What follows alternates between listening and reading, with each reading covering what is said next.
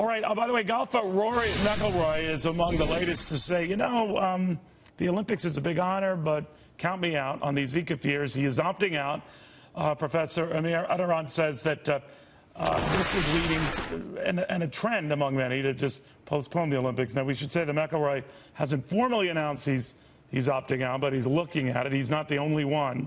Others have been saying they're concerned. Professor, how bad does this get? A number of people are at the very least concerned. So are you. What do you think? Well, I think it's pretty bad. All of your audience has seen the pictures of babies born after Zika infection. They're the ones with these very small heads and brain damage. When Zika attacks and a baby's in the womb, it can attack the brain. There's fluid and essentially bone, what we call calcifications, where brain structures ought to be. This is a nasty epidemic. And Rio de Janeiro is quite its center, unfortunately. Rio has the second highest number of Zika cases in all of Brazil. And very depressingly, mosquito-borne diseases, of which Zika is one, are now going up in Rio, not down compared to last year's level. So this is a dangerous situation. It's not one that we should be sending 500,000 Olympic tourists to. Some will get sick. Some will take it to other countries, the virus to other countries where it can be transmitted. And then you have a rapidly escalating global epidemic.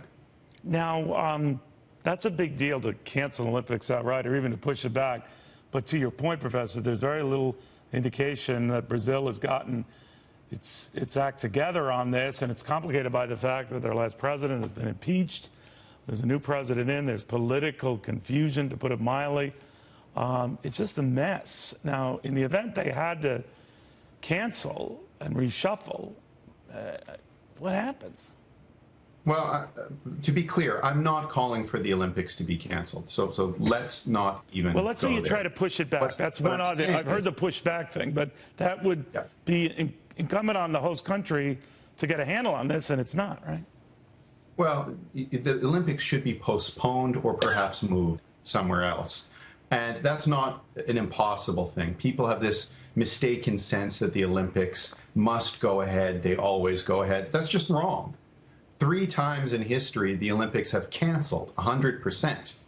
And the world went on. Now, I'm not saying cancel. I'm saying something much less dramatic, which is just postpone it until Zika is under control, or if that can't be done, move it. Not cancel. But when the Olympics you're right. We have canceled Olympics in the past in times of war, or certainly when countries have boycotted, as did the Russians with us in '84, we with the Russians in 1980. But this would be a wholesale pushback, and the question is, people would be leery of pushing it back in Brazil, so another country would have to scramble fast to sort of pick up the slack. I guess it's possible, but it would significantly push it back, right? Yeah, well, you can push it back and move some events to London, some events to Beijing. The U.S. still has facilities, of course, too, in Atlanta. So there are places the Olympics can go. But if we don't do this, let's be clear what's at stake. Brazil right now is investigating the cases of 7,500 babies thought to be affected by microcephaly, potentially 7,500 brain-damaged kids. Now, the number won't be quite as high as that, I don't think, but it's already past 1,000 and it keeps going up. Is this the sort of thing you want to spread around the world just so a few people can enjoy the Olympics? The athletes can compete elsewhere. You won't have a bad competition because of that. The athletes can still get Olympic medals. But we should not be indulging Olympics in Rio right now. What that can turn into is the Olympics of brain damage. And that's what I don't want to see. I want to see an Olympics of sport. And many people in the public health field think that this is a necessary precaution to take. Professor, thank you very, very much. We'll keep an eye on it. Thank you.